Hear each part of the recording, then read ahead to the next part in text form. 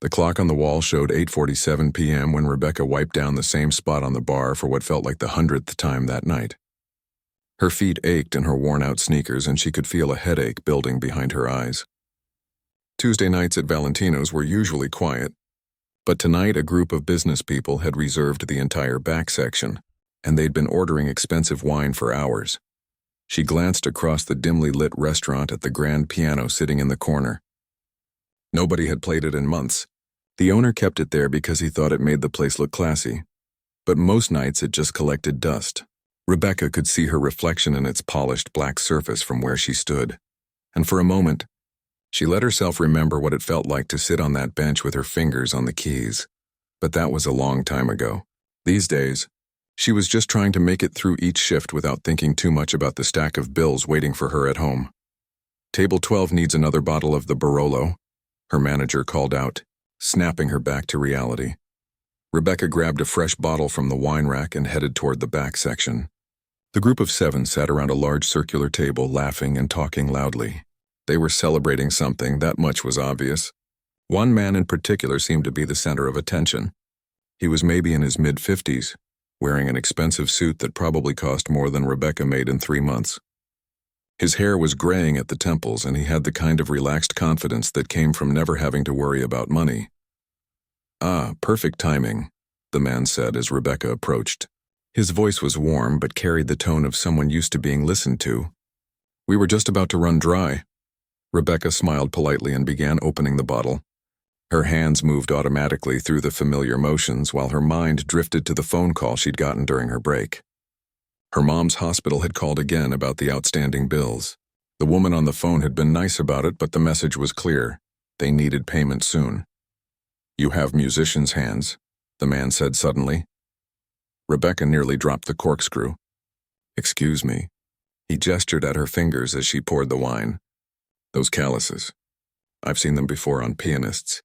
The way your fingers are shaped, the muscle development. You play, don't you?" The other people at the table had stopped talking and were watching the exchange with interest. Rebecca felt her cheeks flush.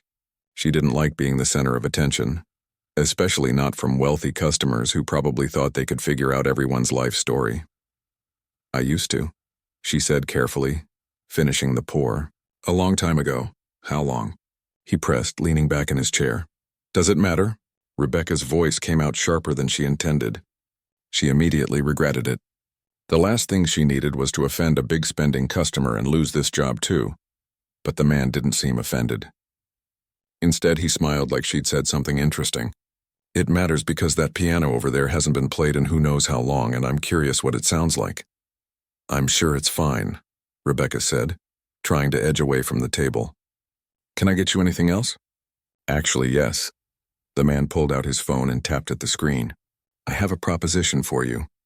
Play one song on that piano. Right now, just one, and I'll pay you $10,000. The words hung in the air like smoke. Rebecca stared at him, trying to figure out if this was some kind of joke. The other people at the table were grinning, clearly in on whatever this was. One woman whispered something to her companion and they both laughed. "I'm working," Rebecca finally managed to say. "I can see that. I'm willing to pay for the interruption." He looked past her to where the manager was hovering near the bar, clearly trying to figure out what was happening. "Your manager won't mind. Trust me, $10,000. The number spun through Rebecca's head.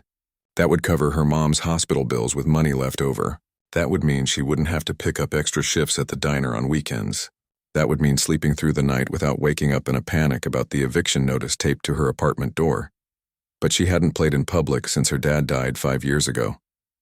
The last time had been at his funeral, and she'd barely made it through the first verse before breaking down. Since then, the piano had become something she avoided. It reminded her of too much, of dreams that didn't work out, of rejection letters from music schools, of a life that could have been but never was. "I appreciate the offer," Rebecca said slowly, "but I can't. Can't or won't." The man's eyes were sharp now, studying her face. "There's a difference." "Both," Rebecca said. "I need to get back to work." She turned to leave, but the man spoke again. 20,000, Rebecca froze. Her heart was hammering so hard she could hear it in her ears. $20,000. That wasn't just hospital bills. That was breathing room. That was possibility. Why are you doing this? She asked without turning around. Because I can tell you're talented and I'm curious. Because I've been to 1,000 concerts and heard 1,000 perfect performances, and they're all boring. Because that piano is wasting away in the corner, and so is whatever gift you're hiding. He paused, and because something tells me you need this as much as I want to hear it. Rebecca turned back to face him. The restaurant had gone quiet. Other diners at nearby tables had noticed something was happening and were watching. Her coworker Danny stood by the kitchen door with his mouth open. Even the chef had poked his head out to see what the commotion was about. What if I'm terrible? Rebecca asked. What if I haven't played in so long that I've forgotten how? The man shrugged. Then you're terrible and you walk away $20,000 richer. I don't see the downside. The downside is everyone watching me fail, Rebecca said quietly. Or watching you succeed, the man countered. But you'll never know unless you try. Rebecca looked at the piano again. From this angle, she could see the dust on the fallboard. Nobody had lifted it in months, maybe longer. Her fingers tingled with something that might have been anticipation, or might have been fear, probably both. She thought about her mom, lying in that hospital bed trying to smile through the pain whenever Rebecca visited. She thought about the eviction notice and the credit card bills and the second-hand coat with the broken zipper she'd been wearing for 3 winters because she couldn't afford a new one. She thought about her dad who'd worked double shifts at the factory so she could have piano lessons from the best teacher in town. What do you want me to play? She heard herself ask. The man smiled. Whatever means something to you. Whatever's real. Rebecca untied her apron with shaking hands. Her manager started to protest, but the man at table 12 gave him a look and he went quiet. The whole restaurant was watching now. Rebecca could feel dozens of eyes on her back as she walked toward the piano. Her legs felt like they belonged to someone else. Each step seemed to take forever and no time at all. When she reached the piano, she stood there for a long moment, just staring at the keys hidden beneath the fallboard. Her reflection looked back at her from the polished surface and she barely recognized the woman she saw. When had she gotten so tired? When had she stopped being the girl who dreamed of concert halls and standing ovations? Slowly, carefully, Rebecca lifted the fallboard. The keys gleamed in the low light, ivory and ebony, familiar and foreign all at once. She sat down on the bench and the leather creaked under her weight. The restaurant held its breath. Rebecca placed her hands on the keys and closed her eyes. For a moment, nothing existed except the cool smoothness under her fingers and the racing of her heart. Then, without letting herself think about it anymore, she began to play. The first notes came out wrong. Rebecca's fingers stumbled over the keys like strangers meeting for the first time. She could feel the sweat building on her palms, could hear the slight gasp from somewhere in the restaurant. This was exactly what she'd been afraid of. 5 years away from the piano was a lifetime. Her muscles didn't remember. Her hands didn't know what to do. She stopped. The silence that followed felt even worse than the wrong notes. I can't do this, she said, starting to stand up. Try again. The man's voice carried across the restaurant, firm, but not unkind. You're just nervous. Take a breath. Rebecca wanted to argue. She wanted to grab her apron and go back to being invisible. Back to serving wine and clearing plates. Back to a life where nobody looked at her too closely or expected anything special. But something made her sit back down. Maybe it was the $20,000. Maybe it was the way her dad used to say that the first attempt never counted. That you had to try at least 3 times before you could say you really tried at all. She closed her eyes again and thought about the piece she'd chosen. Chopin's Nocturne in E-flat major, her dad's favorite. He used to sit in their tiny living room while she practiced, eyes closed, just listening. That's the one, he'd say when she finished. That's the one that sounds like moonlight. Rebecca took a deep breath and started again. This time her fingers found their way home. The opening notes floated out into the restaurant, soft and melancholy. It wasn't perfect. She could hear where her technique had gotten rusty, where years of not practicing had taken their toll. But there was something else there too. Something raw and honest that hadn't been there when she was younger and technically better. She thought about the first time she'd learned this piece. She'd been 16, full of dreams about going to Juilliard or Curtis. Her teacher, Mrs. Patterson, had told her she had real talent. Not just technical skill, but something deeper, the ability to make people feel something when she played. That's what separates good pianists from great ones, Mrs. Patterson had said. Anybody can learn the notes. Not everyone can make them matter. But talent wasn't enough, as it turned out. The auditions she'd bombed because her nerves got the best of her. The rejection letters that arrived one after another. The slow, creeping realization that maybe she wasn't as good as everyone had told her. Maybe those small-town teachers who thought she was special just didn't know what real talent looked like. Her fingers moved through the nocturne, and all of that disappointment poured into the music. Every rejection. Every time she'd walked past a piano and forced herself not to look at it. Every moment she'd wondered what her life would have been like if things had gone differently. The restaurant had completely disappeared. Rebecca wasn't in Valentino's anymore. She was back in her childhood home, practicing while her dad made dinner in the kitchen. She was in Mrs. Patterson's studio with the afternoon light streaming through the window. She was at her father's funeral, barely holding it together as she played this same piece while everyone cried. The music built to the middle section, where Chopin's genius really showed. The melody soared over the accompaniment, bittersweet and beautiful. Rebecca let herself get lost in it. For these few minutes, she wasn't a waitress with bills she couldn't pay. She wasn't someone whose dreams had crashed and burned.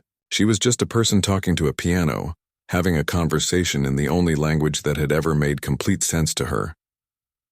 Tears started rolling down her cheeks, but she kept playing. Her vision blurred, but her hands knew where to go.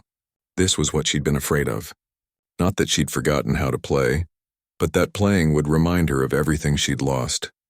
The girl she used to be, the future she'd imagined, the way music used to make her feel invincible instead of broken. But something strange was happening. As she played through the tears, as she let the grief and disappointment flow through her fingers, she realized the music was doing something it had never done before. It wasn't just pretty sounds anymore, it was telling the truth. Every wrong turn she'd taken, every night she'd cried herself to sleep, every moment she'd felt like giving up completely. All of it was there in the notes, honest and exposed and utterly human. When she reached the final section, where the melody comes back around like a memory revisiting, Rebecca played it differently than she ever had before. Softer, more uncertain, but also somehow more real. This wasn't the triumphant return she'd once dreamed about. This was the sound of someone who'd been knocked down and was just barely finding the strength to stand back up. The last notes faded into silence. Rebecca kept her hands on the keys for a moment, not ready to let go. Not ready to return to the world where she was just a waitress who'd made a spectacle of herself in front of strangers. Then she heard it. One person clapping, then another. Then suddenly the entire restaurant erupted in applause. Rebecca opened her eyes and turned around, startled. People were standing up. The businessman who'd challenged her was on his feet with tears running down his face. The woman next to him was dabbing at her eyes with a napkin.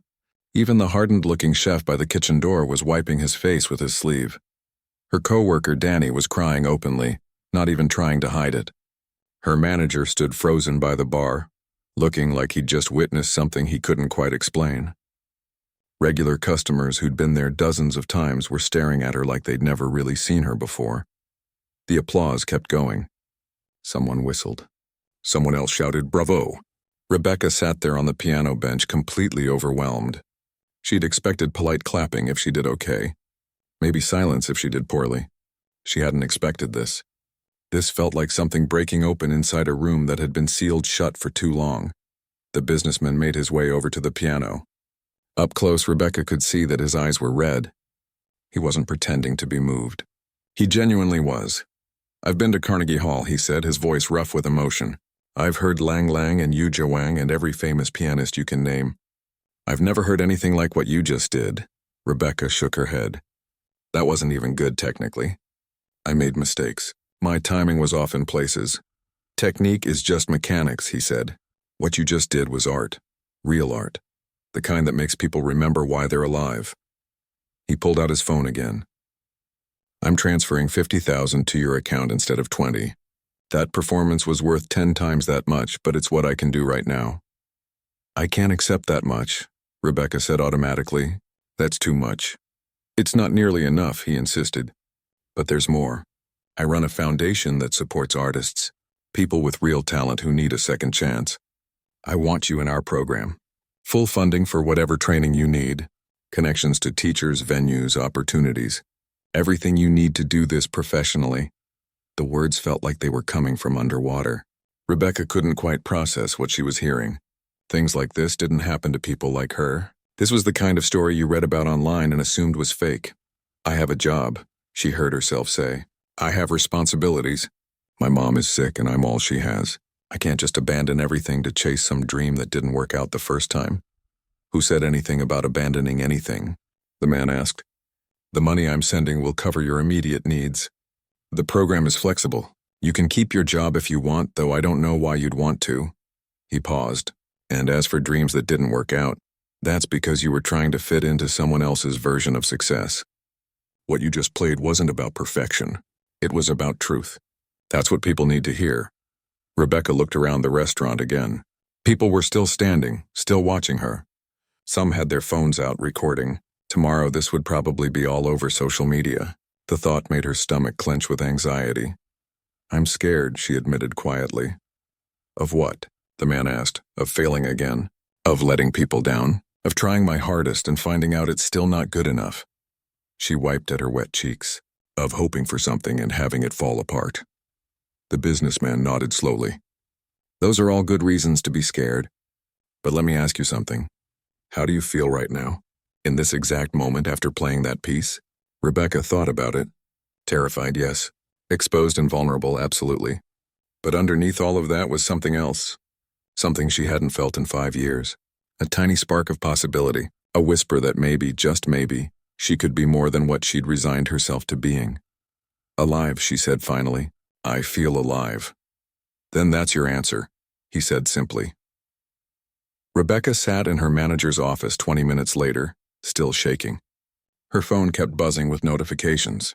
Someone had posted a video of her performance online, and it was already being shared across different platforms. The comments were rolling in faster than she could read them. That made me cry on my lunch break, one person wrote. Who is this woman? She needs to be famous, said another. I haven't felt this moved by music in years. Her manager, Tony, sat across from her looking uncomfortable. He was a decent guy, usually fair with the staff, but right now he seemed completely out of his depth. Look, Rebecca, he said, rubbing his face. I don't really know what just happened out there, but Mr. Peterson is one of our biggest clients. If he wants to give you money and opportunities, I'm not going to stand in the way. Am I in trouble? Rebecca asked. Tony laughed, but it sounded stressed. Trouble? Half the restaurant is still out there talking about what they just saw. 3 people have already asked when you're playing again. I just got a call from the owner asking why we haven't been advertising that we have a world-class pianist on staff. He shook his head. No, you're not in trouble. But things are going to be different now. You understand that, right? Rebecca nodded, though she wasn't sure she understood anything anymore. An hour ago, she'd been worried about making rent. Now she had $50,000 sitting in her account and a stranger offering to change her entire life. It felt like she'd stepped through a doorway into some alternate universe where impossible things happen to regular people. Take tomorrow off, Tony said. Figure out what you want to do. And Rebecca? Whatever you decide, I get it. Sometimes life gives you a second chance and you'd be stupid not to take it. When Rebecca finally left the restaurant, it was past 11. The night air was cold and she pulled her worn coat tighter around herself. Her hands were still trembling, not from nervousness anymore, but from something else. Adrenaline maybe, or possibility. Her phone rang as she reached the bus stop. It was her best friend Natalie, who she'd known since high school. Please tell me that video isn't you, Natalie said without even saying hello. It's me, Rebecca admitted. Oh my God, Becca, I'm crying. I didn't even know you still played.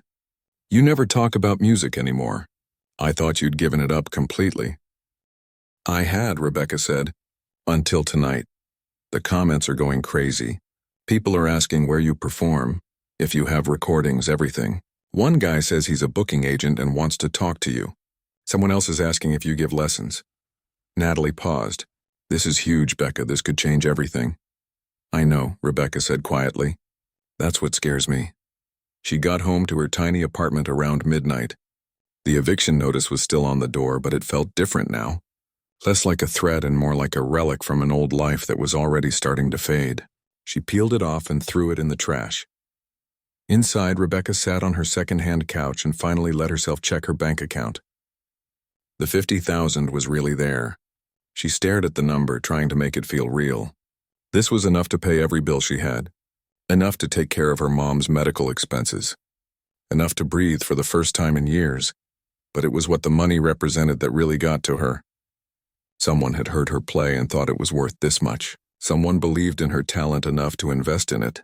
After all the rejection letters and failed auditions, after convincing herself that she'd been fooling herself about her abilities, here was proof that maybe she'd been wrong. Her phone buzzed again. This time it was a message from the businessman, Mr. Peterson. He'd included information about his foundation and a personal note. Take your time deciding. But please decide. The world needs what you have to offer. Rebecca set down her phone and looked around her apartment. The water-stained ceiling. The radiator that only worked half the time. The kitchen where the cabinet doors hung crooked. This had been her life for 5 years. Working double shifts, scraping by, convinced this was all she deserved because her dreams hadn't worked out the first time. But maybe she'd been asking the wrong question. Maybe it wasn't about whether she was good enough for the dream. Maybe it was about whether she was brave enough to try again, knowing she might fail, knowing that failure would hurt even more the second time because she'd have no more excuses left. She thought about her dad. He'd died from a heart attack at 53, worn out from years of factory work. But he'd never complained about the hours or the exhaustion. He'd considered it worth it if it meant his daughter could pursue something beautiful, something that mattered. Don't let fear make you small, he used to tell her. The world has enough small, scared people. It needs people who are brave enough to be big. Rebecca hadn't felt big in a long time. She'd felt small and scared and convinced that playing it safe was the same as being smart. But tonight, sitting at that piano, she'd remembered what it felt like to be brave. To be vulnerable in front of strangers, to let something real and raw come out instead of hiding behind perfect technique or practiced performances. The next morning, Rebecca went to visit her mom at the hospital. The doctors had said she could come home soon, but they'd wanted to monitor her for a few more days to make sure the medication was working. Her mom was sitting up in bed when Rebecca arrived, looking better than she had in weeks. "I saw the video," her mom said before Rebecca could even sit down. "Natalie sent it to me. Baby, you were beautiful." "It wasn't perfect," Rebecca said. "I made mistakes. My technique was rusty." "It was perfect," her mom insisted. "Not because you hit every note right, but because you let people see you. The real you. The you that feels things deeply and isn't afraid to show it." She reached for Rebecca's hand. "Your father would have been so proud." That's when Rebecca started crying. Not the silent tears from last night, but big, gasping sobs that came from somewhere deep in her chest. Her mom held her hand and let her cry, understanding without needing to be told all the years of grief and disappointment and fear that were pouring out. "I don't know if I can do this," Rebecca said when she could speak again. "What if I'm not good enough? What if this is just a fluke and tomorrow everyone forgets about it? What if I give up everything for music again and it breaks me? What if you are good enough?" Her mom countered. "What if this isn't a fluke but the beginning of something real? What if you don't try and spend the rest of your life wondering what could have been?" She squeezed Rebecca's hand. "Baby, you've been playing it safe for 5 years. Has that made you happy?" Rebecca shook her head. "Then maybe it's time to try something different. Maybe it's time to be scared but do it anyway." That afternoon, Rebecca called Mr. Peterson. Her hands were shaking as she dialed, and she almost hung up 3 times before he answered. "I want to do it," she said when he picked up. "The foundation program. Whatever it takes. I'm ready." "I'm glad to hear that," Mr. Peterson said, and she could hear the smile in his voice. "But I need to be honest with you about what this means. It's not going to be easy. You'll be working with demanding teachers who will push you harder than you've ever been pushed. You'll have performances where not everyone will love what you do. You'll have moments where you doubt yourself and wonder if you made the wrong choice." "I know," Rebecca said. "I'm scared of all of that. But I'm more scared of not trying." "Good," he said. "Because that fear means you understand what's at stake. The best artists I know are all terrified. They just don't let the fear stop them." They talked for another hour about logistics. The foundation would set her up with a teacher starting next week. They'd arrange practice space and help her build a repertoire. In 3 months, they'd organize a small recital to see how she handled performing. If that went well, they'd start booking her for bigger venues. "One more thing," Mr. Peterson said before they hung up. "That video from last night? It's been viewed over 1 million times. You've already got booking requests coming in. People want to hear you play. Rebecca felt dizzy. 1,000,000 views. Booking requests. This was all happening so fast. Too fast, maybe. Part of her wanted to slow down, to think about this more carefully, to make sure she wasn't making a huge mistake. But another part of her, the part that had come alive last night at that piano, knew that thinking about it wouldn't change anything. Either she was going to do this or she wasn't. Either she was going to be brave or she was going to be safe. There was no middle ground. That evening, Rebecca went back to her apartment and sat at the rickety kitchen table. She pulled out a piece of paper and made 2 lists. On one side, she wrote down everything she was afraid of: failing publicly, disappointing people, running out of money, not being good enough, proving all her doubts right. On the other side, she wrote down what she hoped for: making music that mattered, honoring her father's memory, showing her mom that sacrifices weren't wasted, proving to herself that she was braver than she thought, maybe even making a living doing something she loved. Both lists were long. Both lists were real. But looking at them side by side, Rebecca realized something. The fear list was all about protecting herself from pain. The hope list was about creating something meaningful, even if it hurt. She folded the paper and put it in her pocket. Then she opened her laptop and started looking up piano teachers. It was time to stop protecting herself and start building something worth being afraid for. The first lesson with her new teacher happened on a Tuesday morning in a studio downtown that Rebecca had passed 100 times but never entered. The building was old but beautiful, with high ceilings and windows that let in streams of natural light. A bronze plaque by the door listed the names of famous musicians who'd studied there over the years. Rebecca stood outside for 5 minutes, trying to convince herself to go in. Her palms were sweating and she kept running through worst-case scenarios in her head. What if the teacher realized immediately that she wasn't actually that good? What if the viral video had been a mistake? Just people being emotional in the moment and her playing was actually mediocre. "You're early," a voice said behind her. Rebecca turned to find a woman in her 60s with silver hair and sharp eyes. "I'm Professor Kim, you must be Rebecca." "I am," Rebecca managed to say. "Sorry, I was just terrified." Professor Kim smiled. "Good, if you weren't nervous, I'd worry about you. Come on, let's see what we're working with." The studio was exactly what Rebecca had imagined. A Steinway grand piano dominated the space, its surface so polished she could see her reflection. Shelves lined the walls, packed with sheet music and books about music theory. A worn armchair sat in one corner, and Rebecca could picture decades of students sitting there, receiving feedback after their performances. "Play something," Professor Kim said, settling into the armchair. "Whatever you're comfortable with." Rebecca sat at the piano and started to play the Chopin Nocturne from the restaurant. It was the piece she knew best right now, the one that felt most natural. But within 30 seconds, Professor Kim held up her hand. "Stop. Start again. And this time don't play it like you're apologizing." Rebecca blinked. "What?" "You're playing it like you're sorry to be here. Like you're asking permission for every note." "I watched the video from the restaurant." "You didn't play like that then. You played like you had something to say and you didn't care who was listening." Professor Kim leaned forward. "What changed?" "I guess I wasn't thinking that night," Rebecca admitted. "I was just feeling." "Exactly. So stop thinking now. Feel it. Trust yourself." Rebecca tried again. This time she closed her eyes and let herself sink into the music the way she had at the restaurant. She thought about her dad, about her mom in the hospital, about all the years she'd spent running from this exact moment. When she finished, Professor Kim was quiet for a long moment. Then she said, "You have a gift, but it's buried under years of doubt and fear. My job isn't to teach you technique. You already know technique.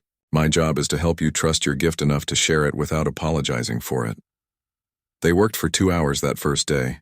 Professor Kim pushed her hard, stopping her constantly, making her play passages over and over until they felt right instead of just sounding right. It was exhausting and exhilarating and exactly what Rebecca needed. "Same time Thursday," Professor Kim said as Rebecca was leaving. "And Rebecca, stop watching that video. I know you've probably watched it 100 times picking apart every mistake. Let it go. That performance was lightning in a bottle. You can't recreate it by analyzing it. You can only create new moments by being present in them." Rebecca nodded. knowing the professor was right, but also knowing she'd probably watch the video at least once more that night anyway. The next few weeks fell into a rhythm. Lessons with Professor Kim twice a week. Practice sessions every day, sometimes for hours. Rebecca had quit her job at the restaurant, which had been scary but necessary. She couldn't work double shifts and rebuild her playing at the same time. The money from Mr. Peterson made it possible to focus entirely on music for the first time in her life. Her mom came home from the hospital and was getting stronger every day.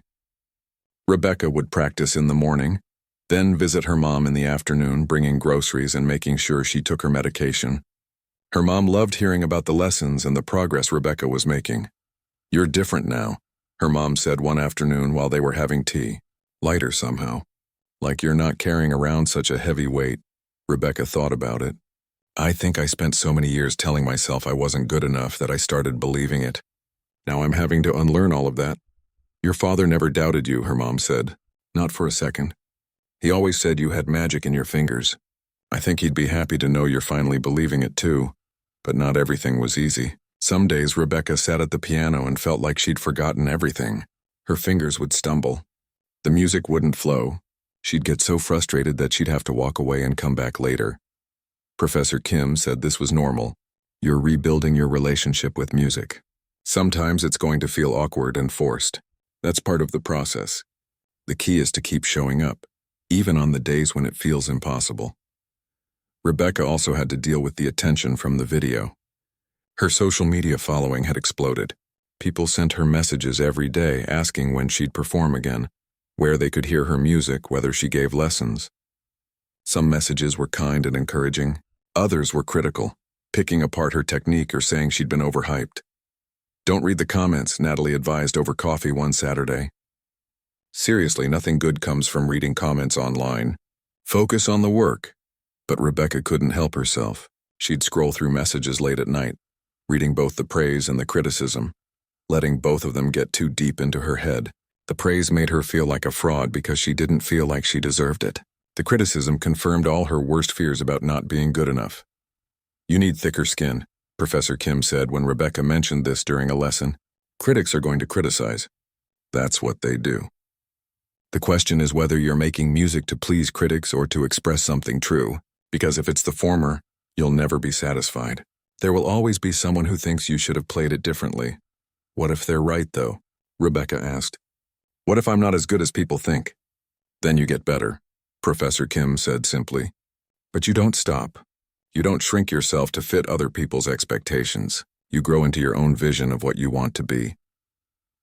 The first small recital was scheduled for 3 months after Rebecca started lessons.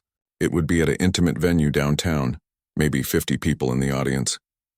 Mr. Peterson had arranged it through his foundation, inviting music lovers and potential supporters who might want to sponsor emerging artists. "Think of it as a test run," Mr. Peterson explained when he called to go over the details. No pressure. Just a chance to get comfortable performing again. But Rebecca felt nothing but pressure. This wasn't a spontaneous moment in a restaurant anymore. This was planned. People would be coming specifically to hear her play. They'd have expectations. What if she disappointed them? What if the viral video had been a fluke and she couldn't recreate that magic? The week before the recital, Rebecca barely slept. She practiced until her fingers ached. She ran through her program 100 times, trying to perfect every note, every transition, every dynamic marking. By the night before the performance, she was so exhausted she could barely think straight. Professor Kim called her that evening. "You're spiraling, aren't you?" "How did you know?" Rebecca asked. "Because every artist does this before their first real performance back. You're trying to control everything because you're scared. But music isn't about control. It's about connection. What if I mess up?" Rebecca's voice cracked. "What if I forget the notes or my hands shake or I just freeze?" "Then you mess up," Professor Kim said. "And you keep going. Rebecca, you've already done the hard part. You decided to try again. Everything else is just details. It doesn't feel like details. It feels like everything. I know it does. But tomorrow night, when you walk out on that stage, remember why you're doing this. Not for the critics or the audience or even for your father's memory. For you, because you deserve to express what's in your heart, regardless of whether everyone loves it." Rebecca hung up feeling slightly better, but the anxiety didn't completely fade. She lay in bed that night staring at the ceiling, wondering if she'd made a terrible mistake. Maybe she should have stayed at the restaurant. Maybe playing it safe wasn't the same as giving up. Maybe some dreams were better left in the past where they couldn't hurt you anymore. But even as she thought these things, she knew she couldn't go back. Not really. Something had changed that night at the restaurant. A door had opened that couldn't be closed again. She'd remembered what it felt like to be fully alive, fully present, fully herself. And as scary as tomorrow night would be, the alternative was scarier. Going back to sleepwalking through life. Going back to being small. The next evening, Rebecca stood backstage at the venue, wearing a simple black dress she'd bought for the occasion. She could hear people filing into the small concert hall, their voices mixing into a low murmur. Her hands wouldn't stop shaking. Mr. Peterson found her 5 minutes before she was supposed to go on. "How are you feeling?" "Like I might throw up," Rebecca admitted. He laughed. "That's perfectly normal. Can I tell you something? I've sponsored dozens of artists through my foundation. Some were more technically skilled than others. Some had more experience. But you know what separated the ones who made it from the ones who didn't?" Rebecca shook her head. The ones who made it were willing to be vulnerable. They were willing to fail publicly and get back up. They were willing to show people their hearts, even knowing that some people would judge them for it. He put a hand on her shoulder. "You already know how to do that. You did it at the restaurant. Now you just have to do it again." Someone called that it was time. Rebecca walked toward the stage, her legs feeling like they might give out. She could see the piano waiting for her under the lights. Beyond it in the darkness were 50 people who had come to hear her play. 50 people with expectations and opinions and the ability to love or hate what she was about to do. She thought about Professor Kim's words. About connection, not control. About expressing what was true instead of what was perfect. About being brave enough to be big instead of small. Rebecca walked out onto the stage. The applause when Rebecca walked onto the stage was polite but measured. These weren't restaurant customers surprised by an unexpected performance. These were people who'd come specifically to evaluate her, to see if the viral video had been real, or just an emotional moment that wouldn't translate to a formal setting. Rebecca sat at the piano bench and adjusted her position. The stage lights were hot on her face. She could barely make out the audience beyond the glare, which was probably a blessing. If she could see their faces clearly, she might lose her nerve completely. She'd planned to start with a Bach prelude, something clean and structured to show technical skill. But sitting there with her hands hovering over the keys, she realized she couldn't do it. She couldn't start with something safe and calculated. That wasn't who she was anymore. Instead, she started with the Chopin Nocturne, the piece that had started everything. Her father's favorite, the one that sounded like moonlight. The first notes came out soft and uncertain, just like they had in the restaurant. But Rebecca didn't stop this time. She leaned into the uncertainty, let it become part of the music. Because this was the truth, she was uncertain. She was scared. She had no idea if she was making the right choice or about to embarrass herself in front of people who mattered. But she was here anyway. She was trying anyway, and that courage, that willingness to be vulnerable poured into the music. The nocturne unfolded like a story. Not the story of perfect technique or flawless execution, but the story of a person who'd lost something precious and was trying to find it again. Every note carried weight. Every pause meant something. This wasn't just music. It was confession. It was prayer. It was a conversation with everyone she'd ever lost and everyone she hoped to become. Rebecca played through the entire program she'd prepared, about 45 minutes of music. Some pieces were stronger than others. In a Schumann piece, she fumbled a transition and had to recover. In a Debussy prelude, she forgot a repeat and had to skip ahead. But she kept going. She didn't let the mistakes stop her or pull her out of the moment. When she played the final piece, a short work by a contemporary composer that Professor Kim had suggested, Rebecca felt something shift. She wasn't playing for the audience anymore. She wasn't even playing for herself. She was just playing, letting the music be what it wanted to be, trusting that whatever came out would be enough. The final chord faded into silence. Rebecca lifted her hands from the keys and sat very still, not quite ready to turn around and face whatever judgment was coming. Then the applause started. Not polite this time. Not measured. It was genuine and warm and loud. People were standing. Rebecca turned around slowly and saw faces she'd never seen before looking at her with something that might have been respect. Might have been admiration. Definitely was approval. Mr. Peterson was in the front row, grinning like he'd won the lottery. Professor Kim sat next to him, nodding with satisfaction. And there in the back, Rebecca saw her mom. She'd said she was too tired to come, but she'd come anyway. She was crying and smiling at the same time. Rebecca stood and took a bow, trying not to cry herself. The applause continued. Someone shouted, "Encore!" Others joined in. Rebecca looked at Professor Kim, who nodded encouragement. She sat back down and played one more piece. Not something from her prepared program, but something simple and heartfelt. A folk song her father used to sing to her when she was little, arranged for piano. She'd never performed it for anyone. It felt too personal, too raw. But tonight, with these people who'd given her a chance, it felt right to share it. When she finished the encore, the applause was even louder. Rebecca took another bow and walked off stage, her legs shaking so badly she could barely stand. Backstage, Professor Kim found her first. "That's my student," she said, hugging Rebecca tightly. "That's exactly what I knew you could do." "I made mistakes," Rebecca said. "The Schumann transition, the Debussy repeat." "Nobody cared about the mistakes," Professor Kim interrupted. "They cared about the honesty. They cared about watching someone be brave enough to be real on stage. That's what makes a performance memorable." Mr. Peterson appeared next, bringing her mom with him. Rebecca hugged her mom carefully, aware of how fragile she still was. "Your father would have been so proud," her mom whispered. "I felt him in that music, baby. I felt him right there with you." The reception after the concert was overwhelming. People wanted to meet her, to tell her how the music had affected them, to ask when she'd perform again.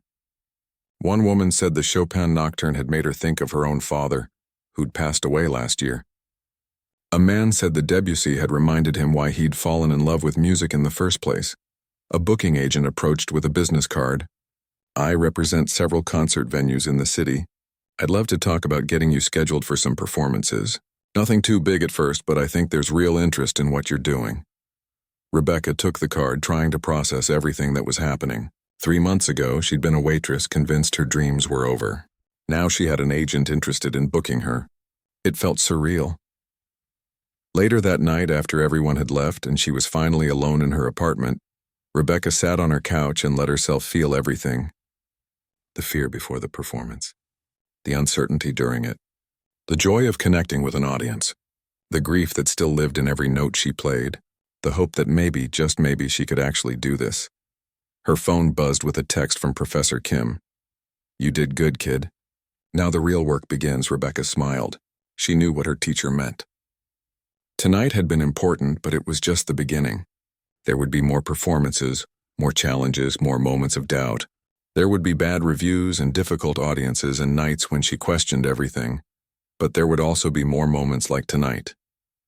Moments when the music connected with people in ways she couldn't predict or control. Moments when she felt her father's presence in the notes. Moments when she remembered why this mattered enough to be scary. Over the next several months, Rebecca's life changed in ways she couldn't have imagined. The booking agent got her performances at small venues around the city. Some nights the audiences were large and enthusiastic. Other nights there were more empty seats than full ones. She learned to be okay with both. The online attention continued. Some people loved her playing and became devoted fans. Others criticized her technique or said she was overhyped. Rebecca learned to read fewer comments and trust Professor Kim's guidance more. She learned that she couldn't please everyone, and trying to do so would kill what made her playing special in the first place. She kept working with Professor Kim, pushing her technique further, while staying connected to the emotional honesty that made her performances resonate. It was a balance, technical skill and emotional truth, and finding that balance was the work of a lifetime. Her mom's health stabilized. The medical bills were paid.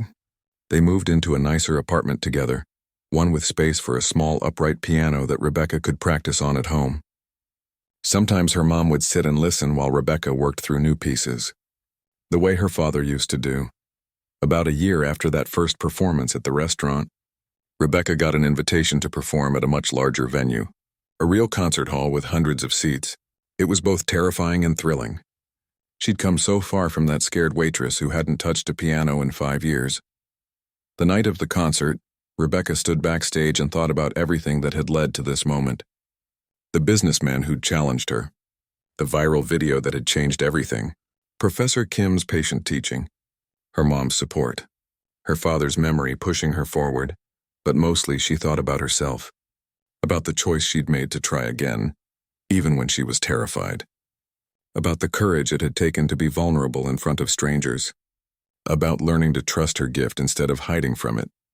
When she walked out onto that stage in front of hundreds of people, Rebecca felt different than she had a year ago. Not less scared exactly, but more confident in her ability to handle the fear, more trusting that she had something worth sharing even if it wasn't perfect. She sat at the piano and began to play.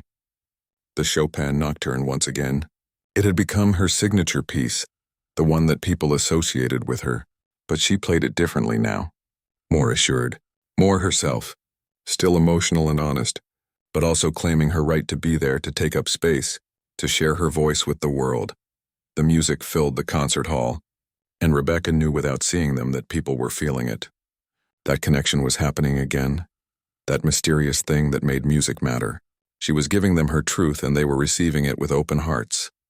After the concert, during the standing ovation, Rebecca saw Mr. Peterson in the audience.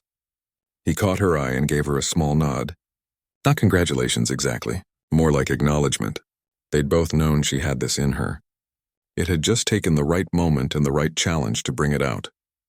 Later, sitting in the dressing room with Professor Kim, Rebecca said, "I still can't believe this is my life now." "Why not?" Professor Kim asked. "This is what you were always meant to do.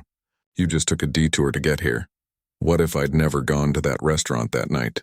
What if Mr. Peterson hadn't been there? What if I'd said no to his challenge?" Professor Kim smiled. "Then something else would have happened eventually. Because talent like yours doesn't stay hidden forever. It finds a way out one way or another. Maybe it would have taken longer. Maybe it would have happened differently. But it would have happened because you were never going to be satisfied serving wine and pretending you didn't have magic in your fingers." Rebecca thought about that. Maybe her teacher was right. Maybe the universe had a way of pushing people toward their true path, whether they wanted to go or not. Or maybe she'd just gotten incredibly lucky. Either way, she was grateful. As she packed up her things to leave the venue, Rebecca caught her reflection in the mirror. She looked different than she had a year ago. Not just older or more polished, but more solid somehow. More present. Like she was finally inhabiting her own life instead of watching it from a distance. Her phone buzzed with a text from her mom. "You were magnificent."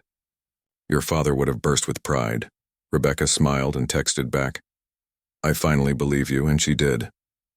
After all the years of doubt and fear and hiding, Rebecca finally believed she deserved this.